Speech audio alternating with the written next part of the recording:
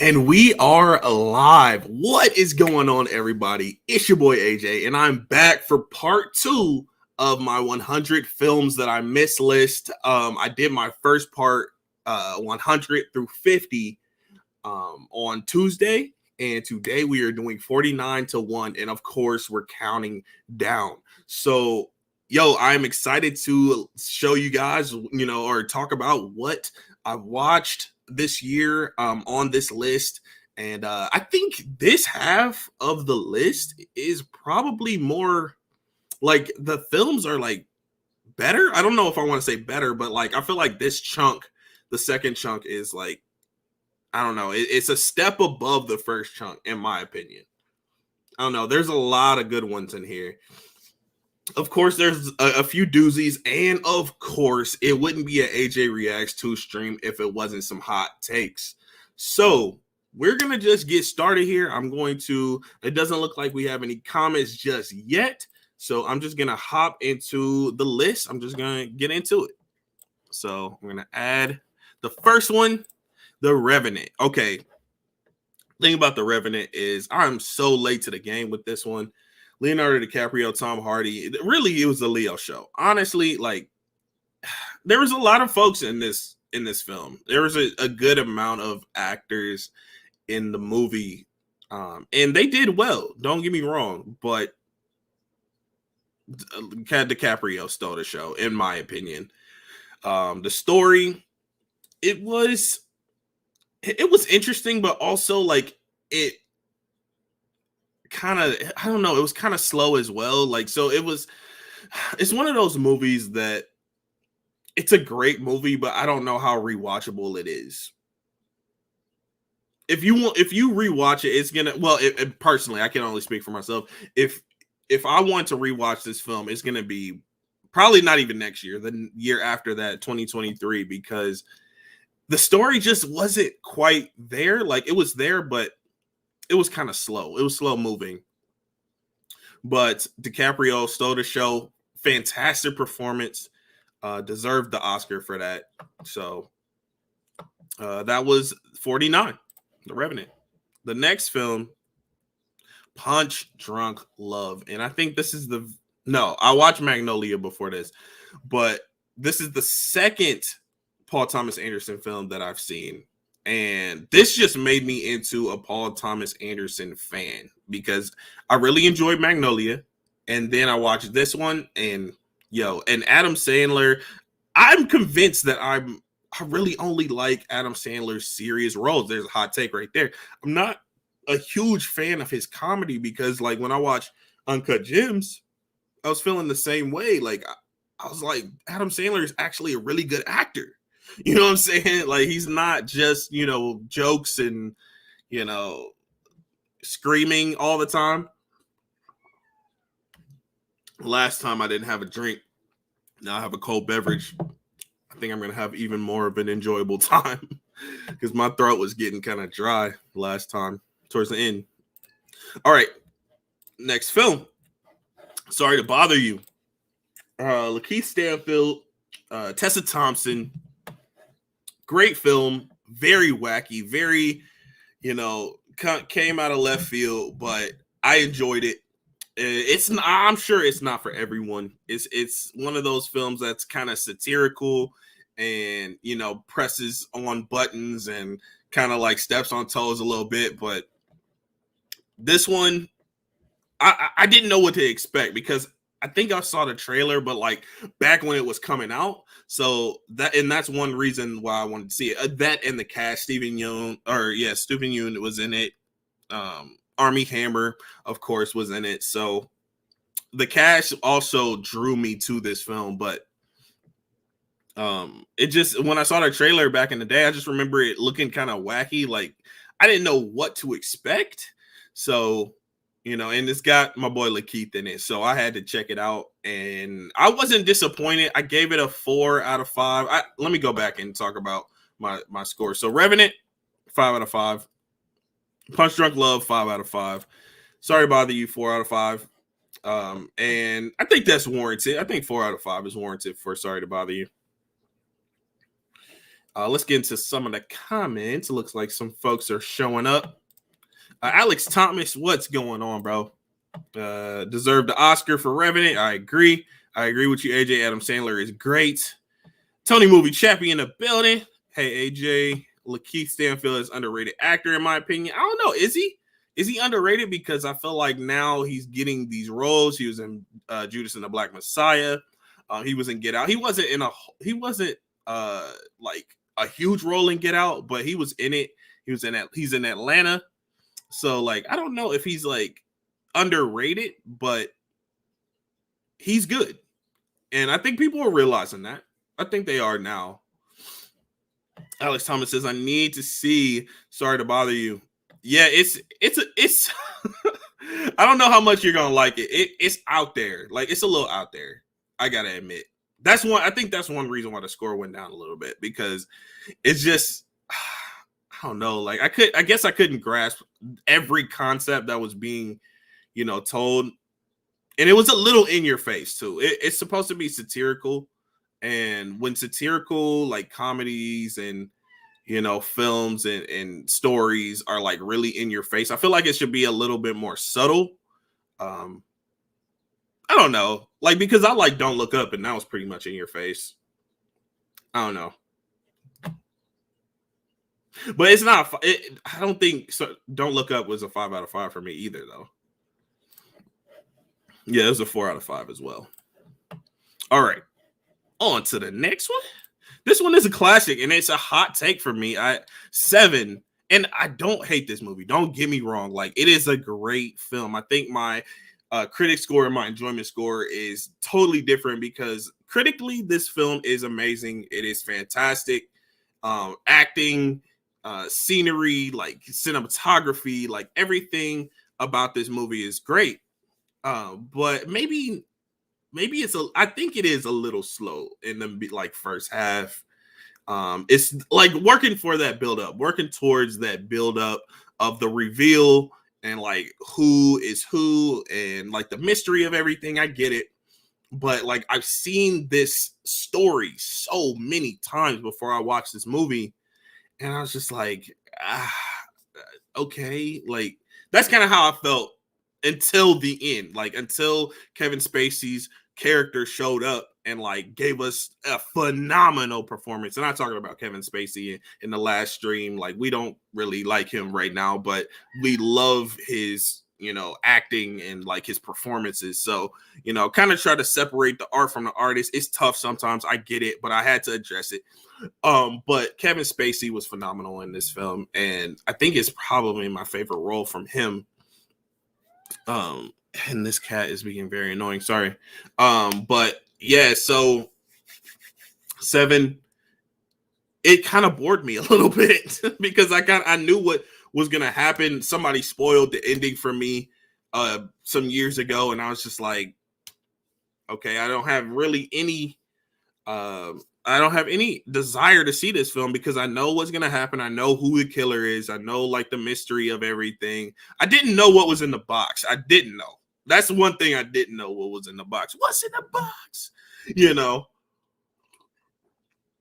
So that was kept from me, and I think that helped the film for me. But what? Hush. So yeah, man. 7 was a good film. It just wasn't for me, I guess. I don't want to say that because I do love mystery films. I love murder mysteries and things like that, but I don't know. Like, I feel like I've seen it before, and I definitely haven't. It's on my 100 movies list. So all these I haven't seen, but it felt like I seen like several iterations of this. So I don't know. All right, next film.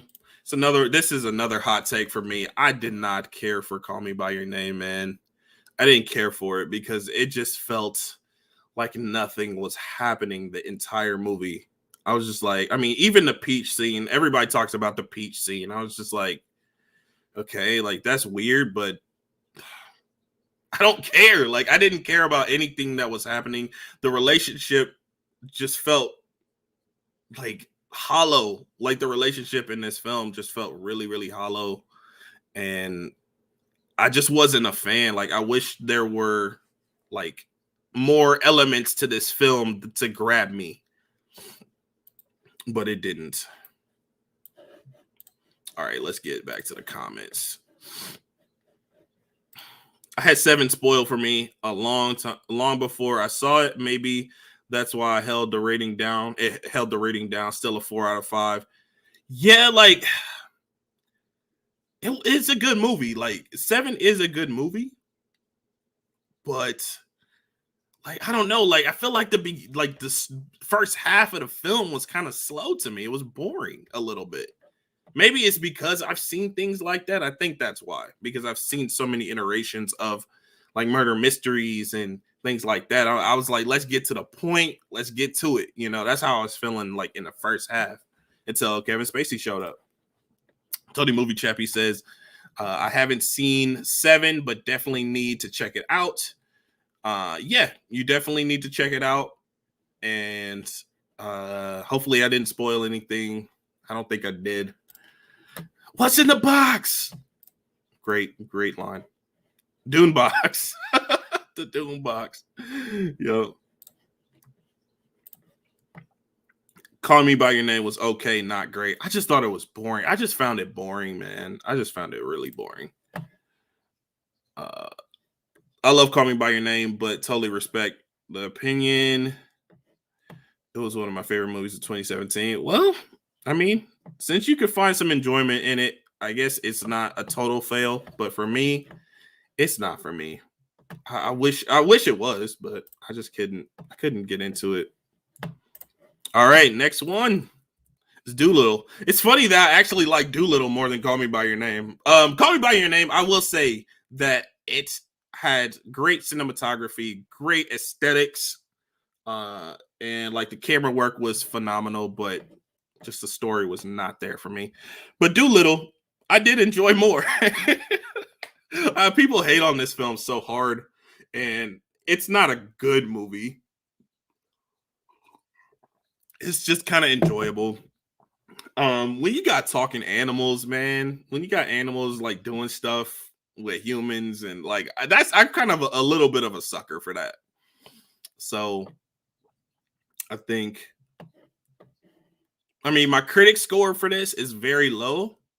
It's probably like a 4 or 5, but my enjoyment score I think was maybe like a 7. So it's not all bad. It's not the best. Don't get me wrong. Like it's not like 7, but it's just, I don't know. It was not that bad to me. Next one is it's kind of a breath of fresh air for some films that I wasn't really that fond on. Goodfellas. Man, this movie. I love me a good mobster film, crime drama, crime, film, and this one brought it. And I might say, I don't know if I want to say that just yet. Okay, I'm just gonna say it, but it's not like concrete. I might say Goodfellas is better than Godfather Part 2. Yo, that's a hot take. I know that's a hot take, but I'm feeling that right now because I was thoroughly intrigued and enthralled by everything that was happening in Goodfellas. In Godfather Part 2, I found myself kind of like drifting a little bit, kind of getting on my phone. Not that it wasn't interesting. It's just kind of like, I don't know. It felt a little bit generic. Yo, people are gonna go get down my throats on Godfather Part 2, my takes on that movie. But Goodfellas was fantastic. Really great movie. Gritty, dark, amazing characters. Ray Liotta, Robert De Niro, Joe Pesci. Great characters, iconic characters. And yeah, Goodfellas was phenomenal. 5 out of 5 for me. Alex Thomas says, I skipped Doolittle. I don't blame you, bro. Like, it's one of those films that you could definitely skip. It's not like a must see. It's just something that I was like, Robert Downey Jr., wanted this is what he did after Endgame, so like let me see what this man is doing. And definitely a step down, but it wasn't that bad to me. Doolittle was bad, and this was one of the first movies I saw in January, and the theater, it was sad to see Robert Downey Jr. after seeing Endgame. He decided to do this terrible kids movie. I didn't think it was terrible, but like I said, I'm kind of a sucker for like animals doing things with humans and like movies like that. So maybe it was just one that struck me like in a different way that I didn't hate. It wasn't a good film though. Like, don't get me wrong, it wasn't good. It wasn't like, I can't even say it was good. It was okay. It was an okay film. Just for a favor for his wife, since Susan Downey is a producer, but thank God he's doing Sherlock Holmes 3. I didn't know she was a producer on that movie. That's awesome. But yeah, so Goodfellas. Goodfellas was fantastic. Then we take another nosedive into Out of the Furnace. Not that this movie was bad, it just was not interesting. Like, the story being told was not interesting at all. We had a stellar cast. That's one reason why I wanted to see this one. It's just so run of the mill, and like it's below average for me. This movie was not good. Christian Bale, Woody Harrelson, Casey Affleck, Forrest Whitaker, Willem Dafoe, Zoe Saldana, Sam Shepard. Yo, stacked cast, but just not for me. The story was not there. It just wasn't. Goodfellas is amazing. My favorite, Martin Scorsese.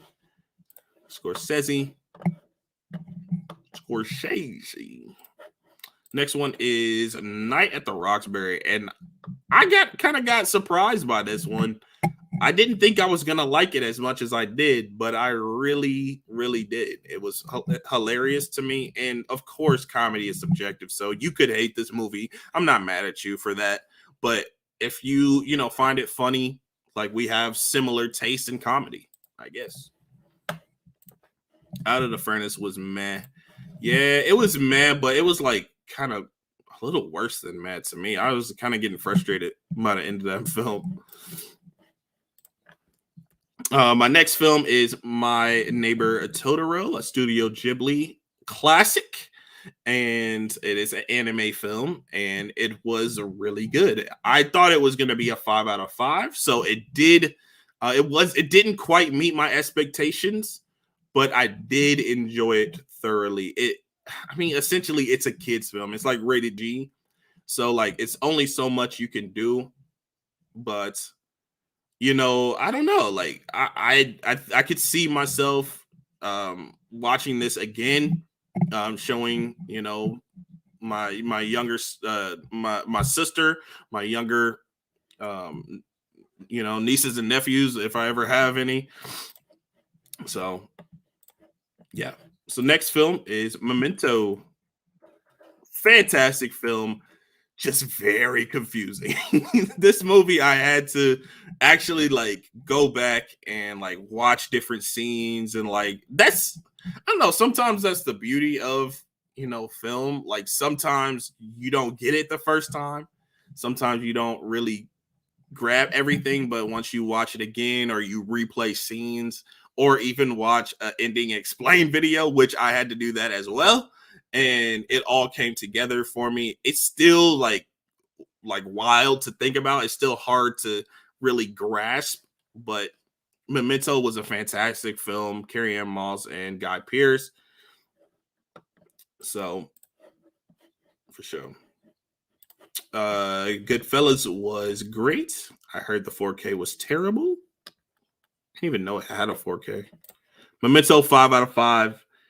Memento is a great film. I was just way too confused to like give it a 5 out of 5. Maybe upon rewatch, once I actually sit down and watch it front to back again, I'll appreciate it more. But like I was so confused, and it was making me frustrated towards the end. So that might be a contributor. But fantastic acting, great story. It just was like I don't know, things from the past, things from the future, or things from the past, things from the present happening in clips, and then it all comes together towards the end. I don't know, man. It was wild, bro. How does Nolan come up with this stuff? Nolan, I don't know. This man's a genius. He's a madman / genius. All right, next film might be a hot take.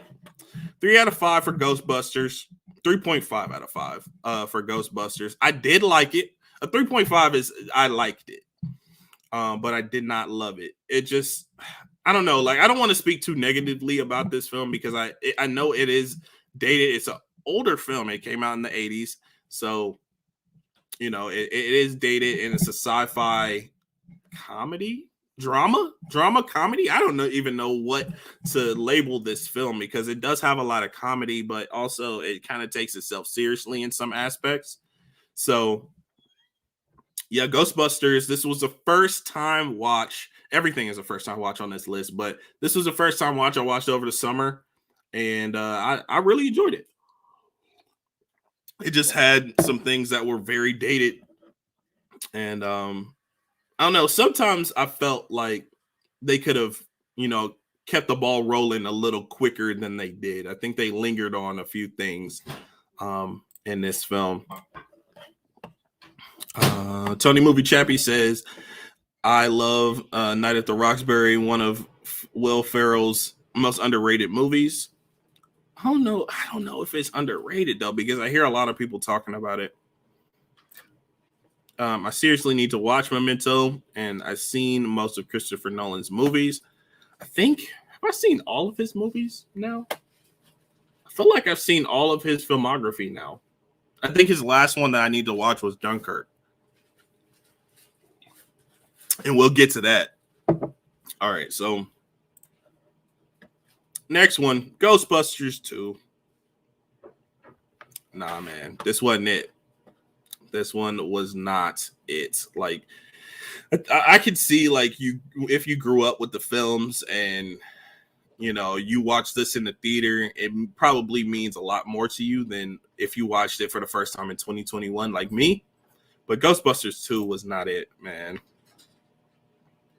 It was so like dull, and it felt lifeless, and everything that made the first one great, it like took it and sucked all the fun out of it. Shaun of the Dead, that was another film that I was really needing to watch. I had my eye on it for like a few years, probably like more than that, for a while now. And I was like, let me sit down and actually watch this movie. And it was a lot of fun. I really enjoy the actors in this film. And let's see. I've seen all the Christopher Nolan films, and his weakest is the following. Man, I would say Dunkirk was his weakest. Like, I was actually intrigued with the following, even though it's one of those movies that it felt like a student film because it didn't have a big budget at all. And it's like his debut film. But like, I was actually intrigued with what was happening in that movie. I was not interested in what was happening in Dunkirk at all. I like Ghostbusters 2 more than most people. Oh, well, it's not as good as the first, but it's still a decent sequel. I respectfully disagree. I just feel like everything in that sequel just was like all the fun was sucked out of it. Nolan ranking. You gonna give us your ranking? Or are you asking for mine? I have to sit down and think about it. That's another stream. I'll do that. And of course, we'll probably talk about it in the chat. We always talking about rankings and stuff. So yeah, Shaun of the Dead. It was cool. 4 out of 5 for me. It wasn't a perfect movie. It was funny, and it was cool. I liked it. Shape of Water. It's the next one. What can I say about this movie? It's a pretty wild movie. It's like very interesting. Like the concept is wild, but I don't know. It didn't feel like a whole lot happening. Honestly, like it did, but it didn't.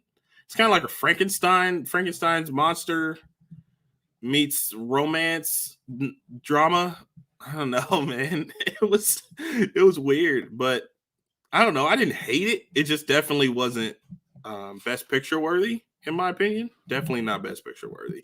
I felt the same way with Green Book. Green Book was good, but this one I feel like Green Book was definitely better than this movie. Shape of Water is overrated. Um, I mean, it won the Oscar, but like, are people really talking about this film? Like, do people really like this movie? I don't think so. Like, because I never really talked to anybody that loves Shape of Water. I just seen it win at the Oscars. That's it. Okay, well, here we go. Tony Movie Chappie says he loves Shape of Water. Personally, one of my favorite movies of the last decade, and it's definitely not a movie for everyone. Okay, at least you can admit that it's not a movie for everyone, and you acknowledge that. I was happy when it won Best Picture at the Oscars. I don't know, man. It was the movie was weird, and it just didn't. It was just slow. Like the performances were okay. Let me ask you this, Tony. Why did you love it so much? What really grabbed you about this movie? You're the first person that I've ever seen say that you loved it.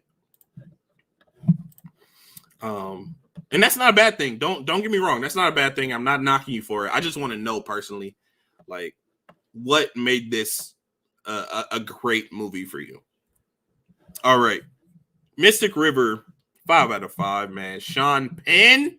I think this is the very first Sean Penn movie I've ever seen in my life, and he brought it, man. And this was a great first impression for me from him. And we got Tim Robbins, we got Kevin Bacon, Lawrence Fishburne, Laura Linney. Yo, great movie. And I feel like Lawrence Fishburne in this movie,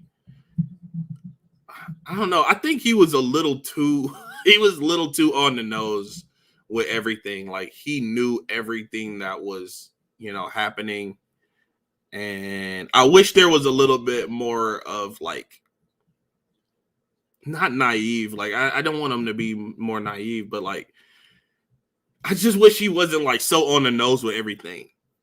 I wish there was still a little bit of mystery with him, like he didn't know everything that was happening. But 5 out of 5 film, that's a very, very nitpicky issue that I have. Like this movie was phenomenal. My cousin actually told me to watch it, and I appreciate her for that because it was dope. Next film is Hostel. This was like the area where I thought I was going to be watching movies in Halloween time, like around October. But like I got to these films like in the summer because like I was speeding through this list after a while. Like the first 50 movies I watched, like like 50, like movie 50, Bohemian Rhapsody, I watched in March. So like I was speeding through this list. I was going so fast. So like after Bohemian Rhapsody, like 50, like when I watched 49, that was in I think that was in April. But like the end of April, that was the only film I watched from the list in April. And then I kind of just started slowing down. I'm making sure like I kind of stretch it out throughout the year. And I did just watch my number one last night. So yeah, I definitely stretched it out a lot. But Hostel, I watched this during the summer. This is like these next string of films I thought were gonna be in October, but they were really in the summertime. But Hostel, what can I say about this film? The first half of this film, I was feeling a 1.5, 2 out of 5. I did not like anything that was happening in the movie. And it didn't really give us anything like horror related. It felt like a weird teen comedy. It felt like a weird teen comedy up until like the halfway point. Maybe like 2/3 of the movie felt like a teen comedy in the 2000s, And I was just like, is this going anywhere? But then when we get to that third act, it gets wild. It makes up for a lot of like a lot of things that happen in the first, 2/3 of the film, but it couldn't like erase everything that happened, but like it made up for a lot of it because this movie gets wild. And I'm not gonna give too much away. It's no really like famous actors in this movie. I don't think it's like anybody that's very well known. Um, they've been in things here and there, but nothing crazy. The worst picture win for me, and hot take Parasite. Don't get me wrong. Oh, the worst best picture win was Parasite. It's very good, but it did not deserve a lot of the awards. I feel Joker deserved a lot more awards. I don't know. I really like Parasite. I felt like it needed to win. I felt like it was a great candidate to win. Joker was great as well. Then what it got. But at least it won. Wait. Oh, okay, yeah. So it won best soundtrack and best actor, and it deserved that. Yep. I agree, Tony. Or I disagree. I disagree as well. I respectfully disagree because Parasite was a fantastic film. I think it deserved to win. I didn't think that Nomadland deserved to win the last Oscar, but I do give Chloe Zhao credit for where credit's due because this was her baby. She like directed, wrote, produced, edited, like she did all that stuff for that movie. So like I do give her credit for that, but it didn't deserve to win Best Picture. Parasite is a 5 out of 5.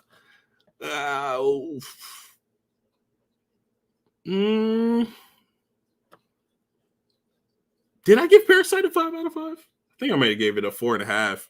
Let me see. Let me check on that real quick. Brief intermission while I check on this.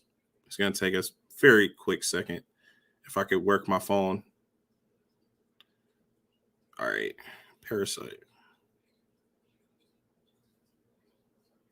And I gave it a 5. Yeah, I gave it a 5. I need to rewatch it. It's been a while since I rewatched it. I watched it twice. And it was great both times. But I think, yeah, I gave it a 5 out of 5 for both times.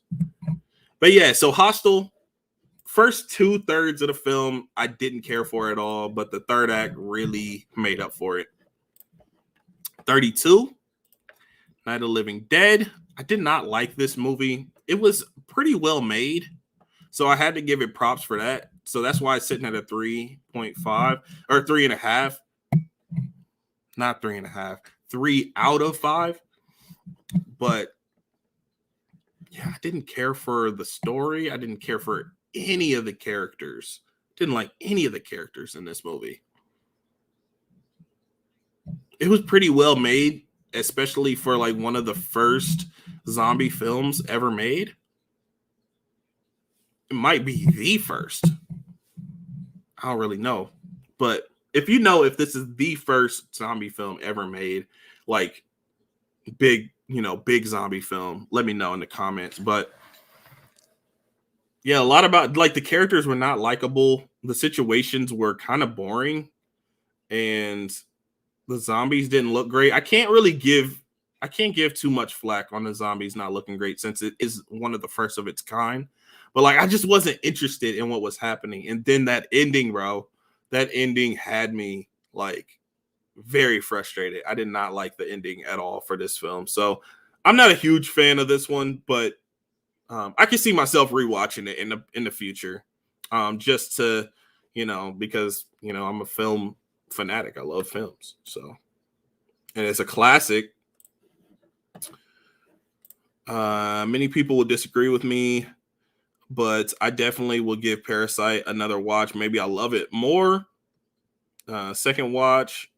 but at the time I gave it Parasite 8 out of 10. I'm not mad at 8 out of 10. I'm not mad at it. I'm not mad at 8 out of 10 for Parasite. That's fair. That's fair. All right. And then we got Suspiria, Dario Argento. It's a horror film.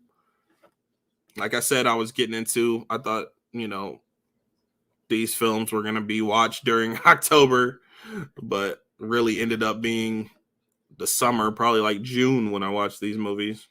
Suspiria was great.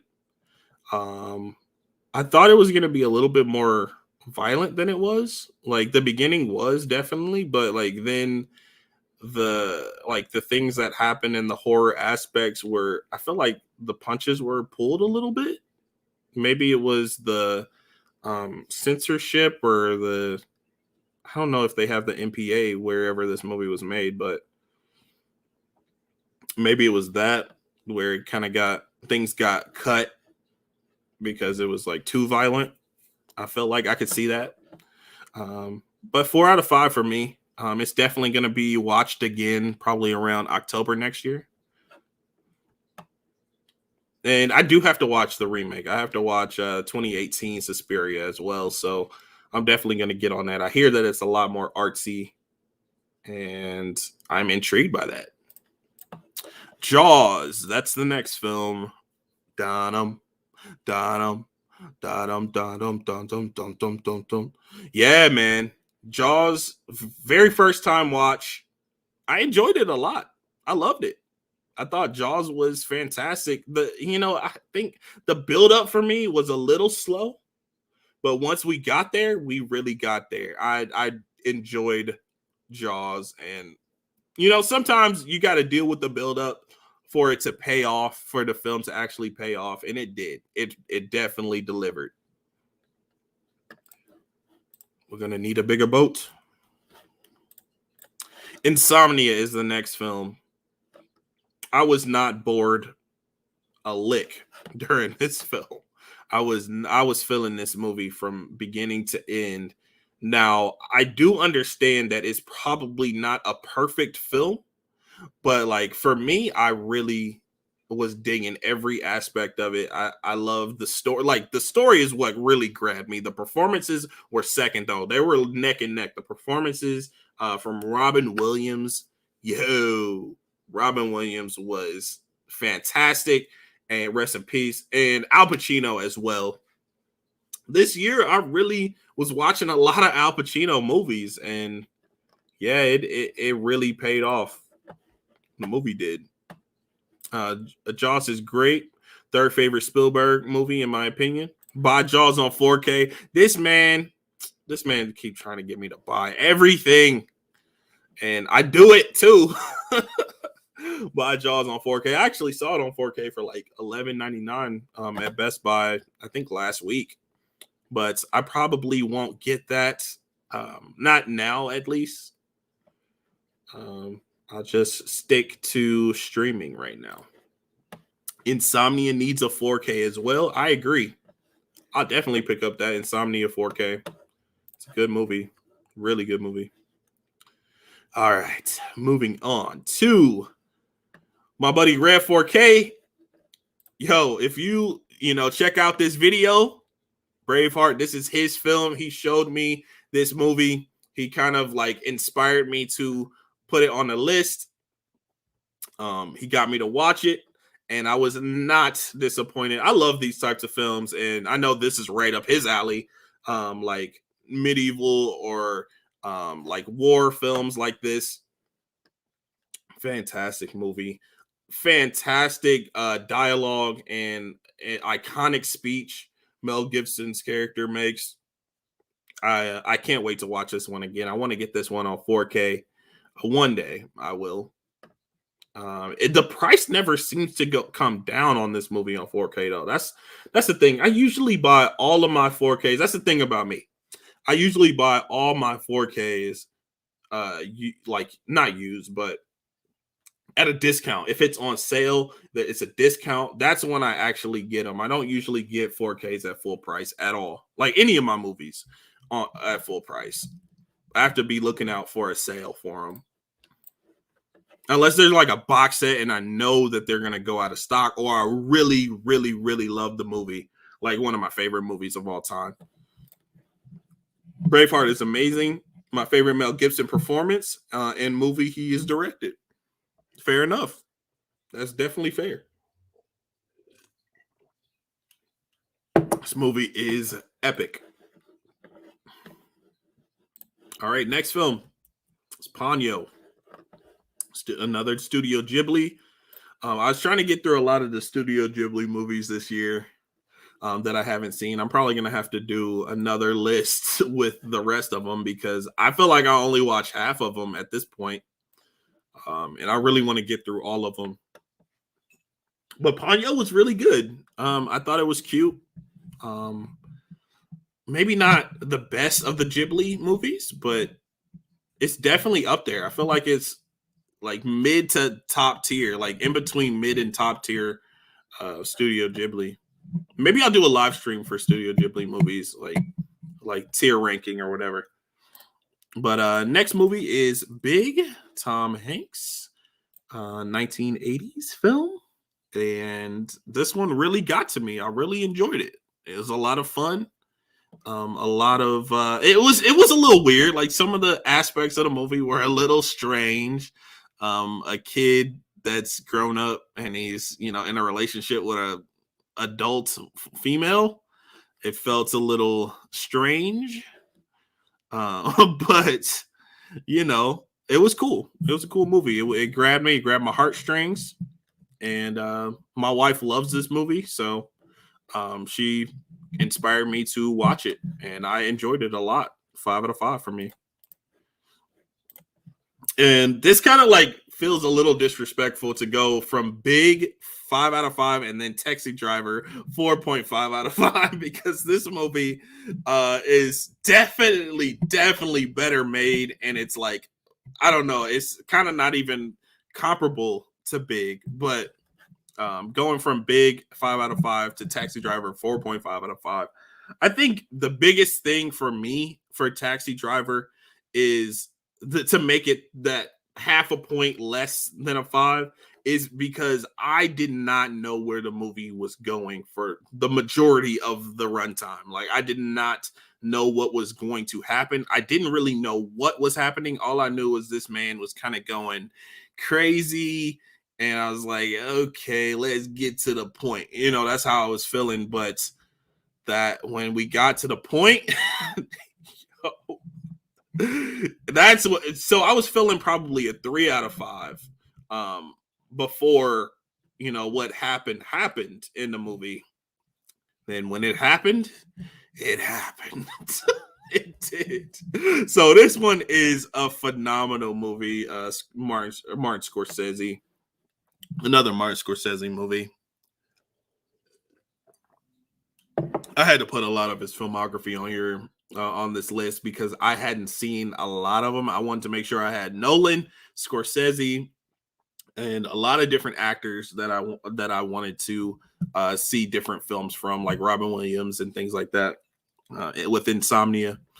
So do you get now what I was saying about how this half of the 100 movies list has better movies?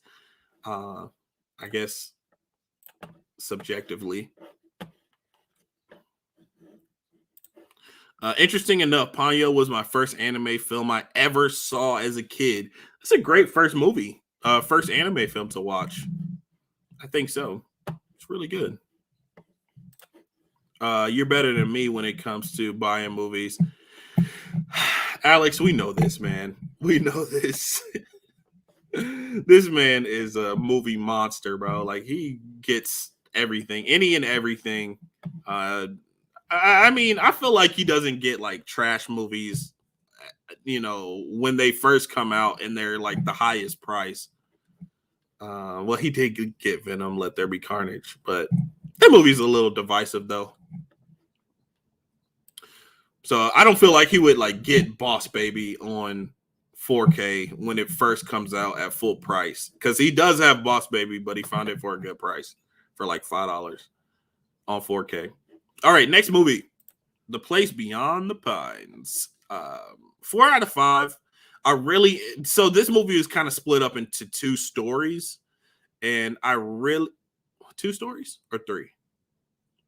A little bit three stories, but honestly, if we're really considering like the first two stories are basically one, but there's two like different perspectives being shown. So I'd say split up into two different stories.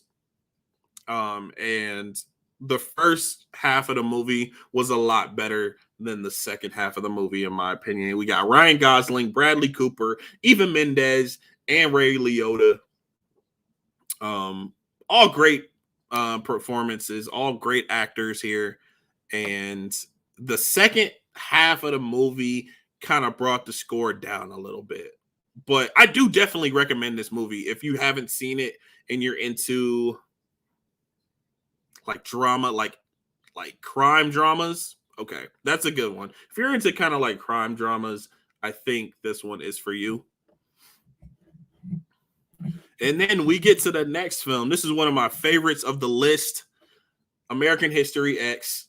Edward Norton. This is by far my favorite Edward Norton performance here.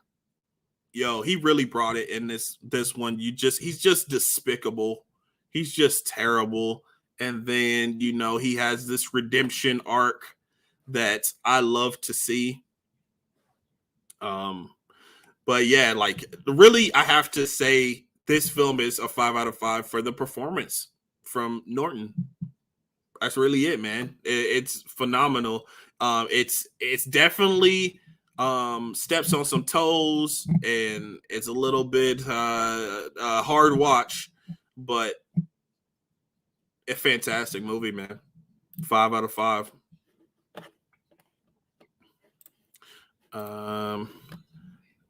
I'm glad you're enjoying the movies you haven't seen, for sure, man. Like I sat down, made a list, made sure like I took movies that for years I've been saying I wanted to see, and actually sitting down and watching them.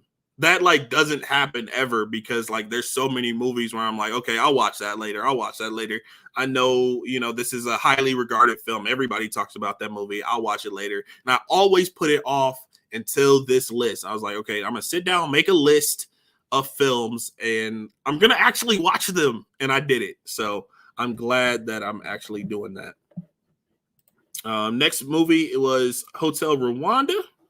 And this one wasn't for me. Like, it was a good film. It was well made. And I was not feeling this movie when I was first watching it. Like, I watched maybe like an hour of it. I said, I'm not feeling this. I cut it off, and I was like, let me try this again another day. See if my thoughts will change. Like, see if I can get into the story a little bit more.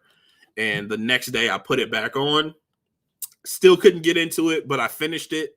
And I can admit that it was a very well-made movie. Great performances. I just could not get into the story. That's just me, though. I don't know why, but that's just how I felt. These next two, I actually did first-time watches on. So, quick plug. If you want to see me react to these next two movies, I have videos for them. You can go back and watch those. It is The Lighthouse. That's the first one.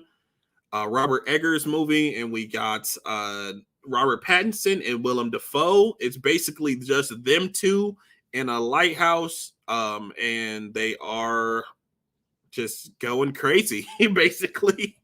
And it was awesome to see. To see the transition between these characters, and it was a little bit wacky, a little bit weird, but phenomenal movie. I really, really dug it. I think what held it back was the pacing.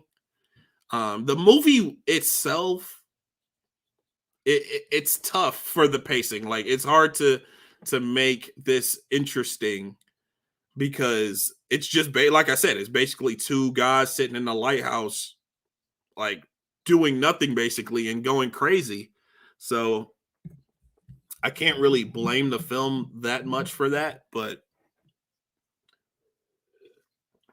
Coming to the end of my cold beverage.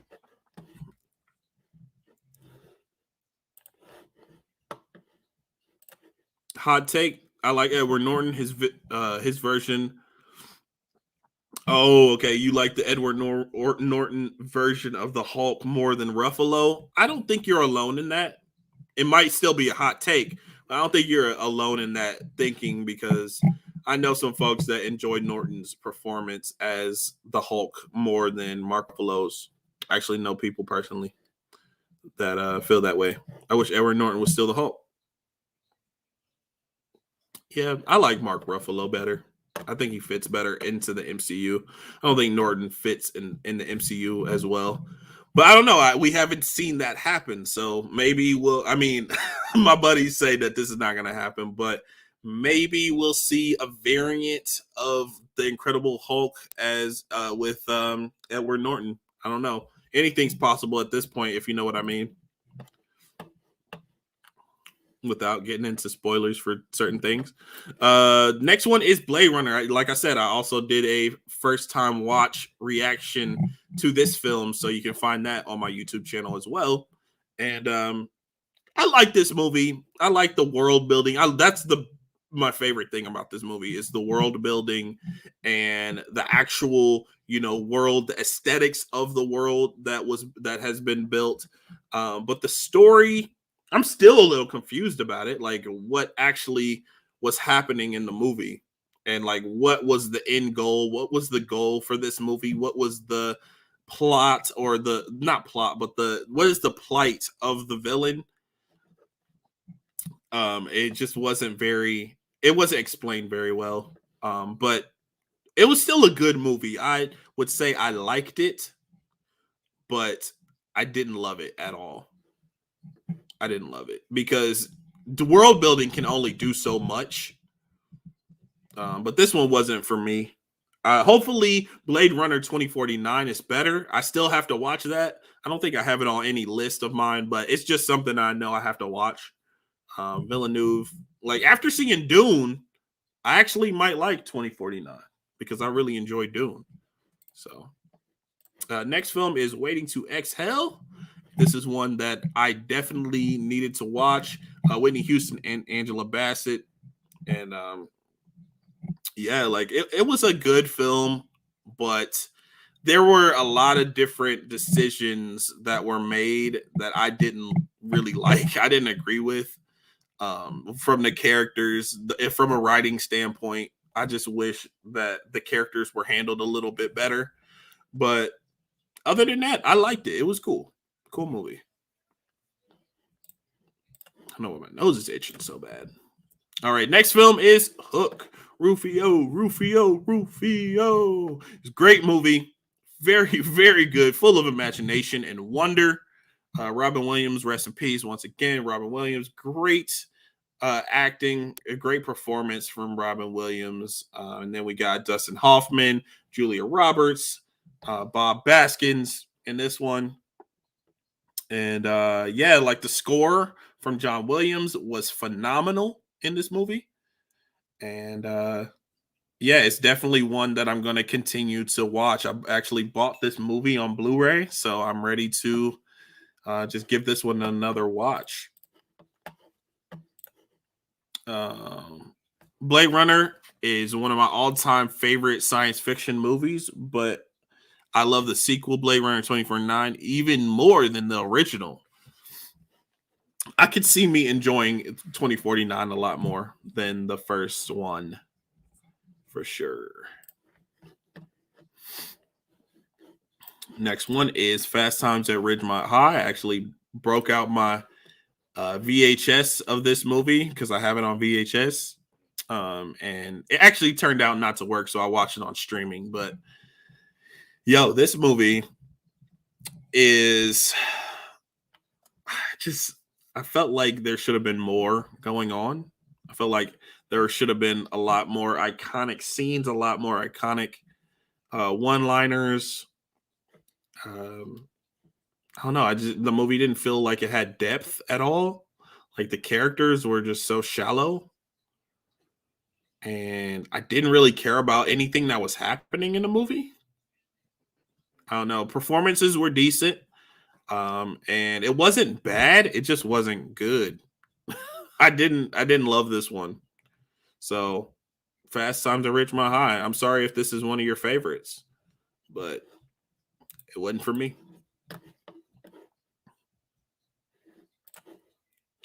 It's weird because Hook was never one of those movies that I grew up with as a kid. Yeah, I never grew up with it either, obviously, because I'm watching it for the first time this year. But yeah, Hook was really good. I really enjoyed that one. Fast Times at Ridgemont High, not so much. But next film is Fiddler on the Roof. Great, great musical numbers. I really enjoyed the musical numbers in this one, but the story being told was not very interesting to me, and it was very very long. The movie was way too long, way too long. But that's really all I have to say about Fiddler on the Roof. I don't hate it, don't love it. Huh, The Room.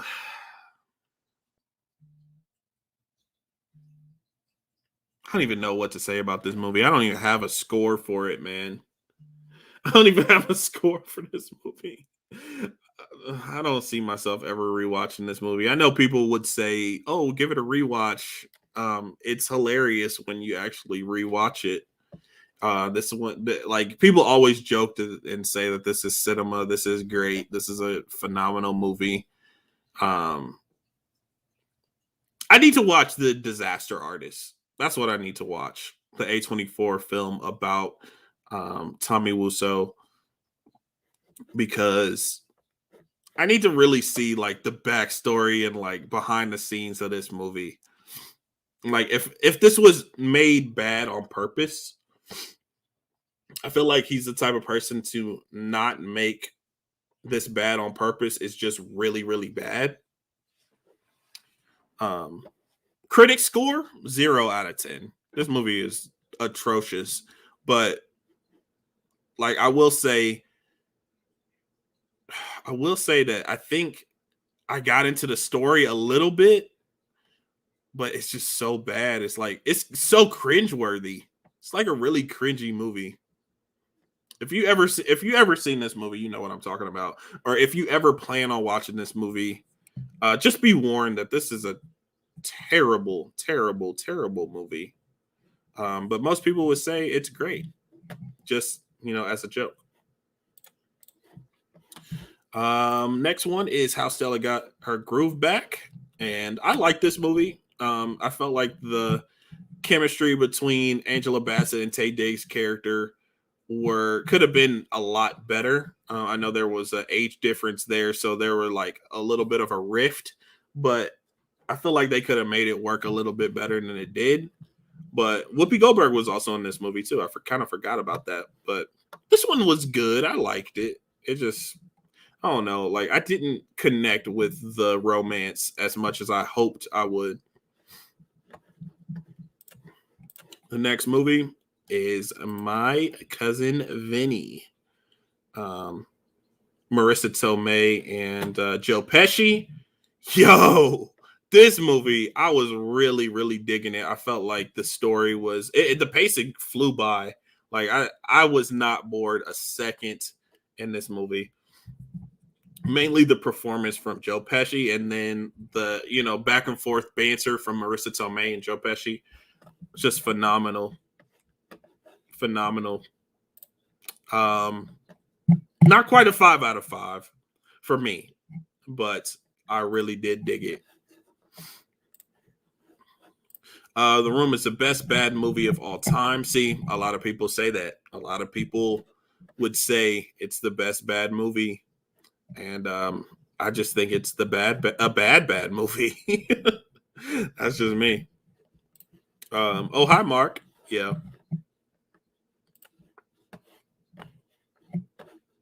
you're tearing me apart, Lisa.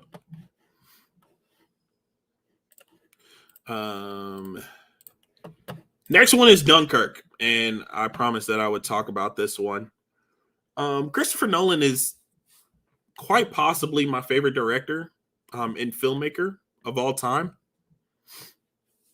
So I was I don't know, I'm not the biggest fan of war films, but when Christopher Nolan's in front of anything, his name is in front of anything, I am immediately intrigued.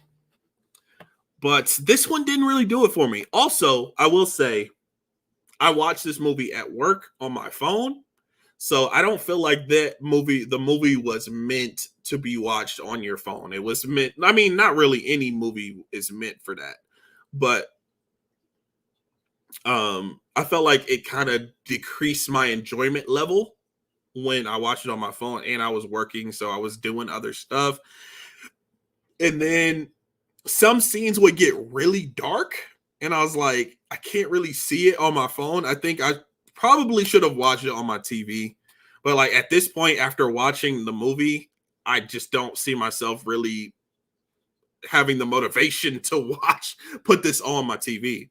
So that's my thoughts about Dunkirk. I just wasn't interested in the story. Like some of the characters, like Tom Hardy's character was good. I will say that. But like everybody else, I just could care less about anything that was happening in the movie, you know? And, I found myself enjoying some like war films like this, but just not this one. This is the weakest of the Nolan films, in my opinion. Weakest for me, in enjoyment wise, like not cinematography, not things like that. It felt like a very competently made film from a technical standpoint, but like as far as the story, it did not grab me, and I was not interested. But the sound mixing was great because I actually had my headphones in, so the sound was great. It was booming. My Cousin Vinny is one of my favorite Joe Pesci movies. I think it might be my favorite Joe Pesci movie. I'm trying to get all the Nolan films on 4K. I need Dunkirk, Interstellar, and The Prestige. Do I have any Nolan films on 4K? I think I have. I have Tenet and I have Inception. I think that's it. I think those are the only Nolan films I have on 4K. I have Interstellar, but that's on Blu-ray. Dunkirk on Blu-ray. I don't have The Prestige. I want that. I don't have Memento, and that's not on 4K yet, but I don't have that either. So, all right. Next one. Yo. Yo. Yo. This movie, this is like one of my all-time favorites. Definitely of the year, but like probably, I might say this is my favorite sci-fi movie. One of them. Not gonna say like over Star Wars or anything like that, but like as far as a standalone sci-fi movie, I think this might be my favorite. And like as far as time loop movies go, this is my all-time favorite. I When I watched this movie, I was mesmerized, intrigued, enthralled, all the words, bro. I was loving this movie. 5 out of 5 for Edge of Tomorrow. Tom Cruise, Emily Blunt killed it in this movie, and I just feel like the story was written in a way where it made sense, and it did the time loop genre. It did it the best, in my opinion, because they dealt with the time loop as something that is essential rather than something that the character is trying to get out of. So I don't really think I've seen a movie like that. I've never seen a time loop movie like that. And I thought it was genius, really. So shout out to the writers of this film. Next movie is a comedy. Deuce Bigelow, Male Gigolo. And not a great movie. Not, I wouldn't even say a good movie. It was funny though. I can't say that this was a good movie, but it was funny. I liked it, and I think Rob Schneider is a pretty funny guy. Like especially when he was in his prime around this time, whenever this movie came out. I think it was like early 2000s and maybe late 90s. So around that time, I think Rob Schneider was really thriving, especially him and Adam Sandler when they were doing things together and things like that. But Deuce Bigelow was cool, and it's definitely one that I see myself rewatching in the future. Future watch along, Edge of Tomorrow. I'm so you know me, bro. You already know I'm down for Edge of Tomorrow. You already know. I picked it up on Blu-ray. I actually picked it up on Blu-ray this month, so I'm definitely gonna watch it again. And then we got news that it's coming on 4K next year, so I'm definitely gonna be picking that up, upgrading that. We are at number 10. So number 9 is Under the Skin. The Scarlett Johansson A24 movie. This movie was strange. It was very strange. It was something that I was intrigued by a lot of aspects of the movie, but it was just slow and we did not know where it was going to go. We had no idea where it was going, and it went somewhere, but I don't even know if I know where it went, bro. It's definitely gonna. I definitely do want to watch it again, though. It's one of those movies that it was confusing and not like it. The payoff didn't grab me as well, but I do want to rewatch it. So that's one reason why I gave it a 3.5. Everybody talks about the baby scene in this movie, and I don't know. I didn't find it that. I mean, it was terrible. It was a terrible scene, but I feel like there were worse things going on in the movie. Maybe it was just from parents that were talking about that, how it was so devastating to them, how the baby got left on the beach. But yeah. So yeah, let's get into the comments. Rob Schneider is a pretty funny guy, and the hot chick is one of the my biggest guilty pleasures. Alex Thomas says, I don't know if you, no, this is Tony saying, Alex Thomas, I don't know if you know, but there actually a change in the title on the Blu-ray of Edge of Tomorrow, Live Die Repeat, which I actually prefer Live Die Repeat more than Edge of Tomorrow. Huh. Is that a title change, or is that just the slogan of the movie? I always thought that was just like the slogan of the movie. I don't know. I didn't know it was a title change. All right, next film. Number 8. The Life Aquatic with Steve Zissou. Wes Anderson film. Bill Murray. Owen Wilson. Sorry that this image is so blurry. But I liked it a lot.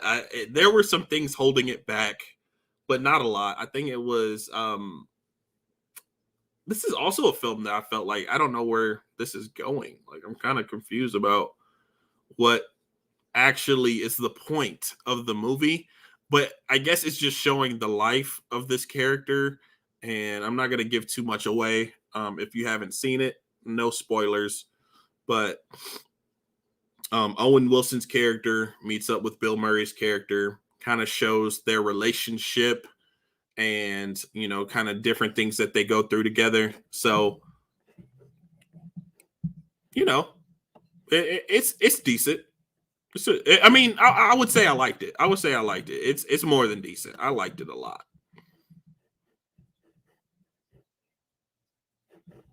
Here, give me a second.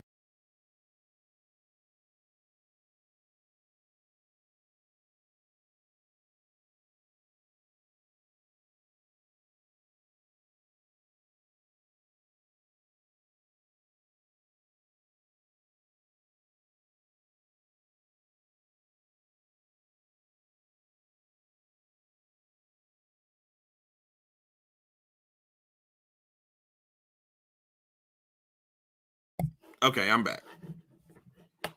Next film is Killing Them Softly with Brad Pitt. And then you have Ray Liotta again. I think this is like the third or fourth Ray Liotta movie I watched this year. I didn't even notice that. But also James Gandolfini. And this year I actually watched the entirety of The Sopranos in preparation of The Sopranos movie, the prequel. And James Gandolfini as Tony Soprano in that series. He killed it. One of my favorite series of all time. And yeah, this movie was a bit of a letdown in comparison to, crime movies, and The Sopranos itself is just, I know, like, it's not really even that comparable to Sopranos, but like it is a crime drama. It's a crime movie. So James Gandolfini in something like that, and Brad Pitt, phenomenal actor. Never really seen a Brad Pitt performance that I didn't like, including this one. This is a really good performance from Pitt, but like it's just what he was given was like, I don't know. I don't really care about this, whatever is happening. It wasn't bad. Like there were some elements of the cinematography that I really enjoyed in Killing Them Softly, but other than that, like it started off pretty strong. Like everything past the first 20 minutes in the first act was pretty strong, and then like in the second act and third act it just kind of let me down. So Killing Them Softly is not one that I'm going to be rewatching. If I ever do rewatch it, it's going to be in the far future, because I do own it. That's one reason why I added it to the list, is because I do own it. I have the steelbook for it, and the steelbook looks pretty dope. But Killing Them Softly wasn't it for me, wasn't it? Next one is Boogie Nights, and this is another Paul Thomas Anderson movie. I was trying to get some Paul Thomas Anderson films in this list, definitely because I wanted to see Licorice Pizza, which just released this year, another Paul Thomas Anderson film. But Boogie Nights, I liked it. It was definitely a well-made film. The subject matter isn't my type. I'm not ever really interested in the subject matter of this movie, if you know what it is. So I don't know. It was a well-made movie, just not quite for me. Probably won't ever rewatch Boogie Nights, but I could say that it's a good movie for sure.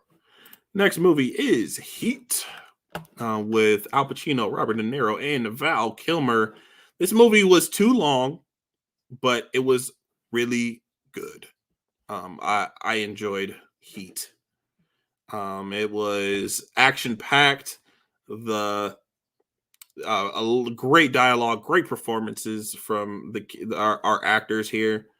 It goes to show Al Pacino and Robert De Niro are the goats of like crime dramas and things like that. Val Kilmer, he brought it too, even though he wasn't like a huge character in the movie. He was in it, and he's a big name, so that's why one reason why they had to put him on the poster. But Al Pacino and Robert De Niro really shined in this one. Comments.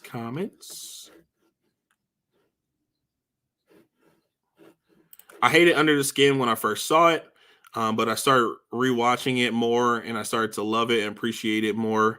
And now it's one of my top 4 favorite A24 films. That's awesome. How you kind of didn't care for it the first watch, and now you're kind of really loving it. That's awesome.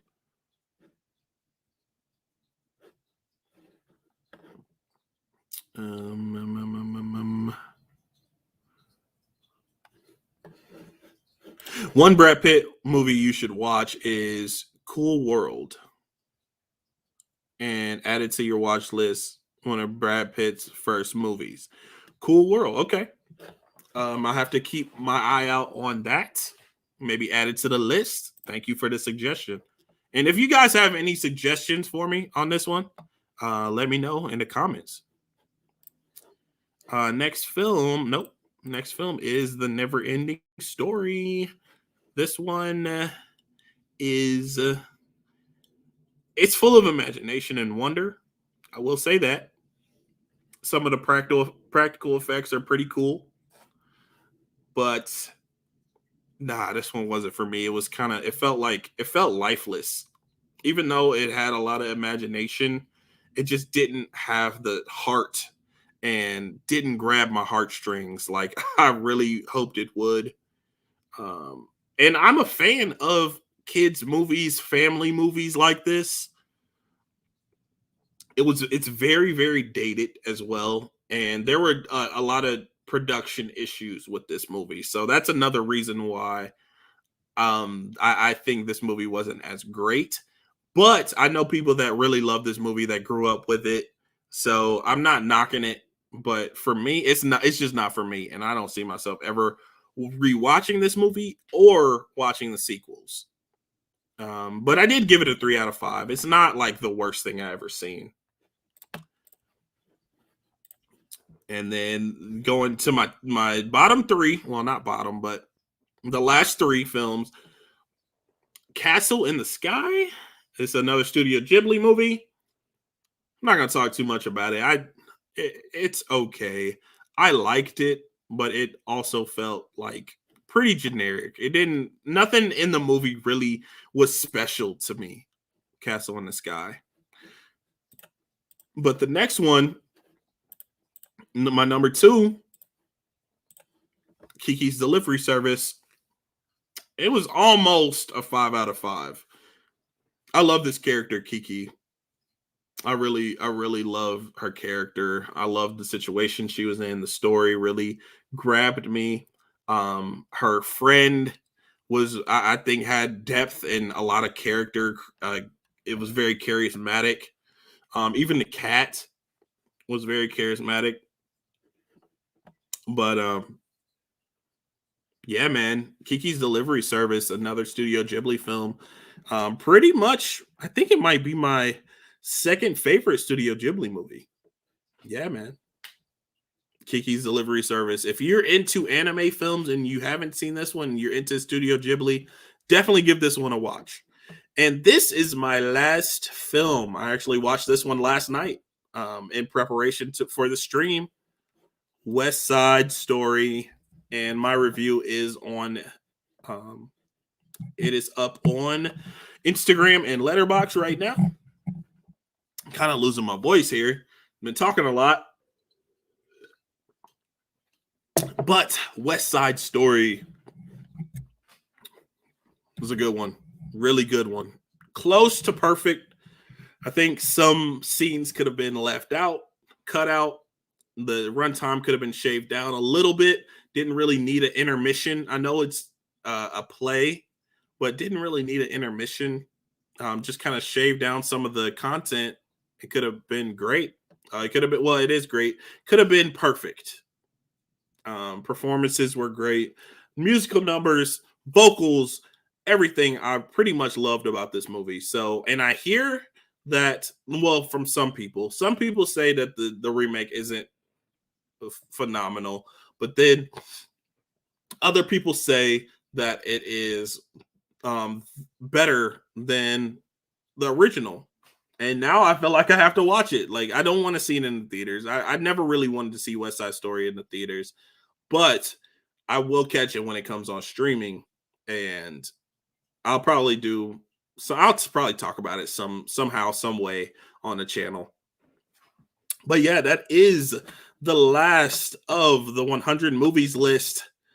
Yeah, man, like it was quite a few films to watch. It was a little tedious at times, but I enjoyed myself a lot, and I have a list for 2022, and I'm working on my 2023 list. So, get ready for those streams. Next year, I'm going to do probably 4 videos, 4 live streams where I talk about each film, but I'm going to do 25 movies at a time. So, like on Tuesday, I did 51. Well, 100 to 50, and today I did 49 to 1. But next year I'm going to do like 20 and 25 increments. No, increments of four streams, 25 movies each. So if that made sense, I feel like I made that a lot more confusing than it needed to be. It's going to be 4 streams, 25 movies each for my 100 movies list next year. I'm going to be doing them throughout the year, so we won't be jam packing so many movies into one live stream. But yeah, Never Ending Story was really good until the ending, and I thought the ending was stupid and unbelievable. I haven't seen the original West Side Story, but I have seen the remake just recently, and it's one of my favorite musicals since La La Land. Wow. Okay, Tony. I'm gonna have to definitely check it out. And I'm going to rewatch La La Land. I know I don't love it.